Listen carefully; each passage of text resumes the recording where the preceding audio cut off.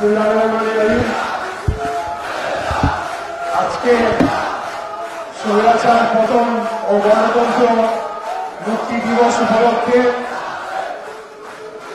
উপস্থিত বিএনপি এবং সকল অঙ্গ সংগঠনের সকল পর্যায়ের নেতৃবৃন্দ, আমাদের মঞ্চে উপস্থিত রয়েছেন আজকের সভার সভাপতি ডাকসুর সাবেক ভিপি জনাব আমানুল্লাহ আমান সহ মঞ্চে উপস্থিত ঢাকা মহানগর দক্ষিণ বিএনপির সংগ্রামী আহ্বায়ক জনাব আব্দুল সালাম সহ অন্যান্য যারা নেতৃবৃন্দ রয়েছেন, সবার নাম একে একে বললাম না, আপনারা সকলেই ওনাদেরকে চিনেন। সবাইকে আসসালামু আলাইকুম।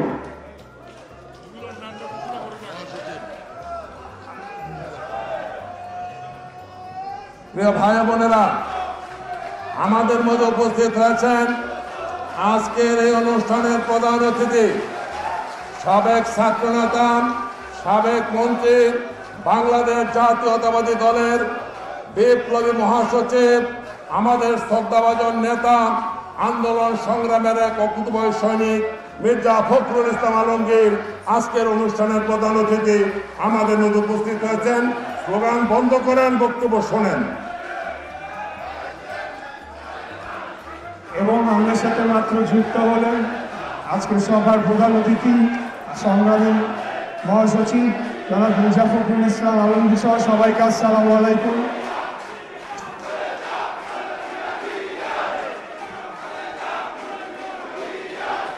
প্রিয় ভাইরা, আজকে স্বৈরাচার পতন দিবস। 1990 সালের এই দিনে স্বৈরাচার সরকারের প্রধান এরশাদ, জনাব এরশাদ,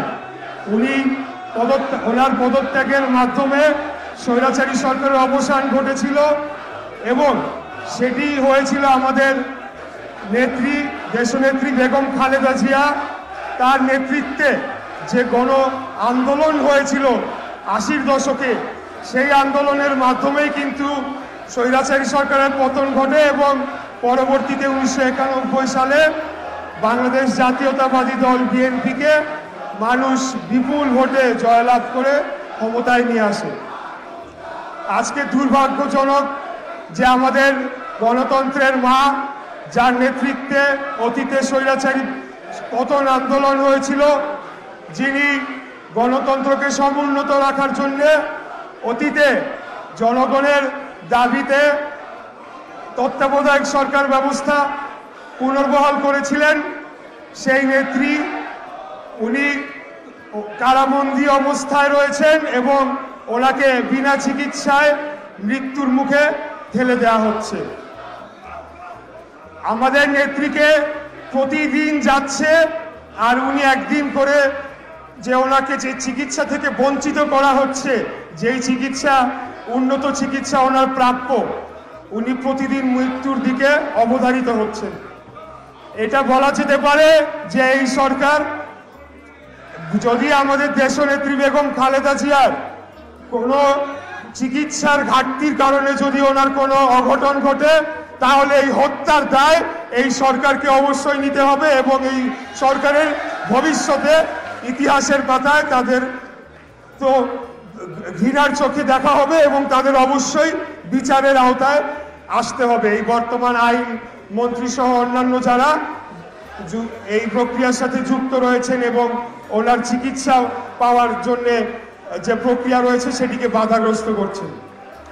ভাইরা, আজকে আমাদের 80-র দশকের, 90 দশকের ছাত্র নেতারা রয়েছেন, আমরা ওনাদের বক্তব্য শুনতে চাই, ওনাদের থেকে আমরা মূল্যবান শিক্ষা নিতে চাই। বিশেষ করে আমাদের এই প্রজন্মের যারা ছাত্রদল, যুবদল, স্বেচ্ছাসেবক দলের ভাইরা রয়েছেন, আমরা ওনাদের থেকে ওনাদের মূল্যবান বক্তব্য শুনবো এবং আমরা আজকে যে গণতন্ত্রহীনতায় বাংলাদেশ রয়েছে, স্বাধীনতার সুবর্ণ জয়ন্তীর 50 বছরে আমরা এই গণতন্ত্রহীনতায় রয়েছি, গণতন্ত্র পুনরুদ্ধারের যে সংগ্রামে রয়েছি, সেটিকে আমরা কিভাবে তার চূড়ান্ত লক্ষ্যে নিয়ে যাব এবং আমাদের সংগ্রামী মহাসচিব মাননীয় মির্জা ফখরুল ইসলাম আলমগীরের নেতৃত্বে ইনশাআল্লাহ অবশ্যই আমরা যে আন্দোলন সংগ্রামে রয়েছি সেটি চূড়ান্ত লক্ষ্যে আমরা পৌঁছাবো এবং এই অগণতান্ত্রিক সরকারকে হটিয়ে মহান মুক্তিযুদ্ধের মাধ্যমে আমরা যে বাংলাদেশ প্রতিষ্ঠা করতে চেয়েছিলাম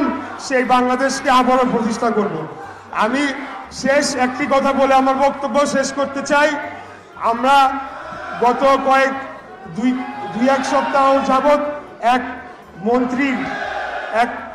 আধা মন্ত্রীর উল্টাপাল্টা বক্তব্য আমরা সোশ্যাল মিডিয়া এবং বিভিন্ন মিডিয়ায় আমরা শুনে আসছি।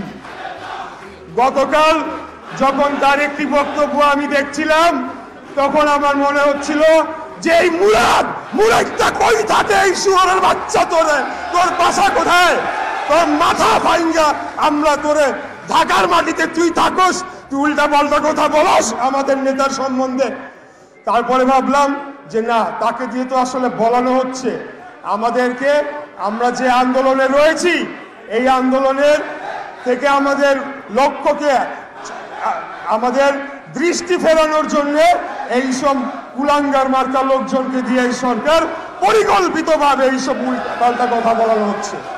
ভাইরা, আমি আপনাদেরকে বলতে চাই, এই মুরাদ তো আমরা 1 ঘন্টার মধ্যে রাস্তাঘাটে ধরে পিটাই দিতে পারি, কিন্তু আসল লক্ষ্য আমাদের তা না। আমাদের লক্ষ্য হলো গণতন্ত্র পুনরুদ্ধার এবং মানুষের ভোটাধিকার ফিরিয়ে দিয়ে জনগণের সরকার প্রতিষ্ঠা করা, একটি জনবান্ধব সরকার প্রতিষ্ঠা করা, যারা জনগণের স্বার্থ রক্ষায় বিন্দুমাত্র কার্পণ্য করবে না এবং কোনো গোলামি করবে না।